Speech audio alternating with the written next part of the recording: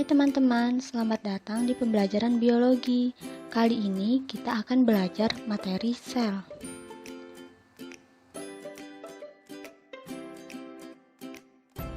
Nah, kompetensi dasarnya yaitu pada KD 3.1 menjelaskan komponen kimiawi penyusun sel, struktur, fungsi, dan proses yang berlangsung di dalam sel sebagai unit terkecil kehidupan.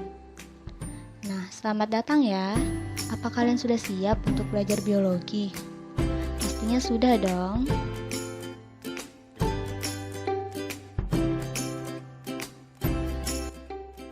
Jadi, pada pembelajaran ini, kita akan belajar mengenai teori sel, sel prokariotik, sel eukariotik, struktur dan fungsi sel, serta perbedaan sel hewan dan tumbuhan. Untuk awal sebelum kita mulai belajar, saya ingin bertanya kepada kalian. Menurut pendapat kalian, apa itu sel? Cukup baik atas pendapat-pendapatnya, namun untuk lebih jelasnya, kita pelajari mengenai materi sel pada pembahasan selanjutnya. Oke, di sini terdapat pembahasan mengenai teori sel yang mengatakan bahwa sel merupakan unit organisasi terkecil yang menjadi dasar kehidupan dalam arti biologis. Kata sel berasal dari kata bahasa Latin cellula yang berarti rongga atau ruang. Kemudian pada tahun 1839 oleh Matthias Jakob Schleiden dan Theodor Schwann yang mengatakan bahwa semua makhluk hidup atau organisme tersusun dari satu sel tunggal yang disebut uniseluler atau lebih yang disebut multiseluler. Nah, dari pembahasan yang ada di sini menunjukkan bahwa pembahasan yang ada di sini sudah dapat menjawab pertanyaan sebelumnya mengenai apa itu sel. Sekarang kita menuju ke pembahasan yang selanjutnya. Namun sebelum melanjutkan pembahasannya, saya ingin bertanya kepada kalian. Menurut kalian, apa sih bedanya antara sel prokariotik dengan sel eukariotik? Cukup bagus atas jawabannya, namun untuk lebih jelasnya lagi kita lihat pada pembahasan selanjutnya.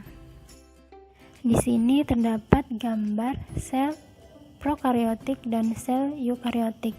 Jika dilihat dari gambar ini, sel prokariotik memiliki struktur yang sederhana, sedangkan sel eukariotik memiliki struktur yang lebih kompleks. Sel prokariotik misalnya bakteri dan ganggang hijau biru, sedangkan sel eukariotik misalnya protista, fungi, tumbuhan, dan hewan. Selanjutnya, struktur sel prokariotik. Sel prokariotik meliputi Archaebacteria atau bakteri purba dan Eubacteria, bakteri modern atau bakteri sejati yang beranggotakan bakteri dan alga hijau biru. Ukuran sel prokariotik berkisar antara 0,5 sampai 3 mm.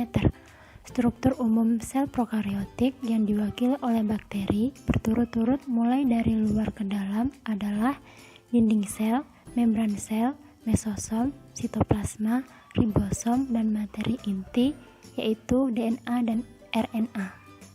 Selanjutnya, struktur sel eukariotik. Sel eukariotik biasanya merupakan penyusun struktur makhluk hidup multiseluler. Sel eukariotik tersusun atas membran sel, sitoplasma, nukleus, sentriol, retikulum endoplasma, ribosom, kompleks Golgi, lisosom, badan mikro, mitokondria, mikrotubulus, dan mikrofilamin. Organ-organ dalam sel memiliki peran yang sangat penting bagi kelangsungan hidup sel tersebut. Setiap organel di dalam sel memiliki fungsi yang berbeda. Di sini terdapat tabel perbedaan antara sel prokariotik dan sel eukariotik. Jika dilihat dari struktur, yang pertama itu ada struktur membran nukleus. Pada sel prokariotik tidak ada, sedangkan sel eukariotik ada. Kedua, membran plastida. Pada sel prokariotik tidak ada, sedangkan sel eukariotik ada. Yang ketiga, struktur nukleus. pada sel prokariotik tidak ada, sedangkan sel eukariotik ada.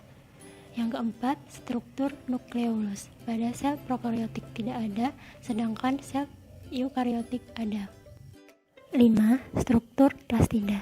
Pada sel prokariotik tidak ada, sedangkan sel eukariotik ada, namun terkadang tidak ada. Keenam, struktur mitokondria. Pada sel prokariotik tidak ada, sedangkan pada sel eukariotik ada.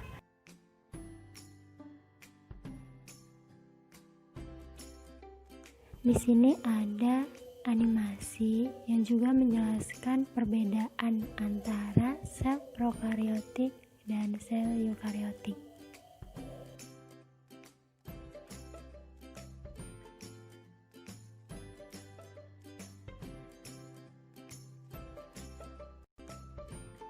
Pada bagian ini, kita akan membahas mengenai struktur dan fungsi sel, baik itu pada sel hewan maupun pada sel tumbuhan. Yang pertama ada membran sel. Membran plasma atau membran sel berfungsi untuk memisahkan isi sel dengan lingkungan luarnya. Membran plasma ini memiliki ketebalan antara 5 sampai 10 nanometer. Oleh karena itu, membran sel hanya dapat dilihat menggunakan mikroskop elektron. Selanjutnya ada transport membran. Ya, membran sel dapat melakukan transport membran. Transport membran terbagi menjadi dua, yaitu transport pasif dan transport aktif. Transport pasif dapat berlangsung karena adanya perbedaan konsentrasi larutan di antara kedua sisi membran. Pada transport pasif tidak memerlukan energi metabolik. Pada transport pasif terdapat 3 mekanisme. Yang pertama, mekanisme difusi. Yang kedua, mekanisme difusi yang difasilitasi. Dan yang ketiga, mekanisme osmosis. Sedangkan transport aktif diperlukan adanya protein pembawa atau pengemban dan memerlukan energi metabolik yang tersimpan dalam bentuk ATP. Transport aktif terbagi menjadi dua, yaitu transport aktif primer dan transport aktif sekunder. Contoh transport aktif primer adalah pompa ion Na-12 dan pompa ion K+. Sedangkan transport aktif sekunder merupakan transport pengangkutan gabungan, yaitu pengangkutan ion-ion bersama dengan pengangkutan molekul lain. Selain dari transport aktif dan transport pasif, ada juga transport molekul-molekul besar. Molekul-molekul besar seperti protein, polinukleotida, dan polisakarida tidak akan dapat menembus membran dengan cara-cara seperti pada pengangkutan molekul-molekul kecil. Akan tetapi, sel memiliki kemampuan untuk memasukkan dan mengeluarkan makromolekul. Bahkan, beberapa jenis sel mampu menelan partikel. Kemudian, ada sitoplasma. Seperti pada gambar yang bergerak di sebelah kiri, sitoplasma merupakan substansi atau zat yang ada di dalam sel yang memiliki bentuk seperti jelly. Sitoplasma merupakan cairan sel yang dibungkus oleh membran plasma. Sitoplasma mengandung gula, asam amino, lemak, ion-ion, dan senyawa kimia lain yang digunakan untuk metabolisme sel. Selanjutnya ada inti sel atau nukleus. Seperti pada gambar yang ada di sebelah kanan, dikatakan with great power comes great responsibility. Dengan kekuatan yang besar, terdapat tanggung jawab yang besar. Seperti nukleus, memiliki tanggung jawab yang besar. Mengapa? Karena nukleus merupakan pembawa informasi genetik yang ada di dalam sel. Pada sel eukariotik, materi intinya telah diselubungi oleh suatu membran dan membentuk struktur inti sel atau nukleus. Bagian-bagian yang menyusun inti sel antara lain membran inti, pori membran, matriks inti sel, kromatin atau kromosom, dan nukleolus.